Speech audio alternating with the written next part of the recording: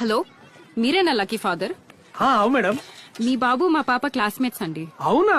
రే రే రే రే రే రే చిన్నప్పుడు మా డింపుల్ కూడా ఇట్లే ఉంటుండే. Your kid is using bad language with other kids in the class. Bad. అరే లక్కీ బేటా, పాపనేమన్నావురా? చెప్పరా బట్టి boss. Huh? Lamzi, lamzi, lamzi, lamzi, lamzi, lamzi, lamzi, lamzi. ఏంటండి ఆ లాంగ్వేజ్ అసలు? సారీ అండి, నేను చెప్తా మా పిల్లగానికి.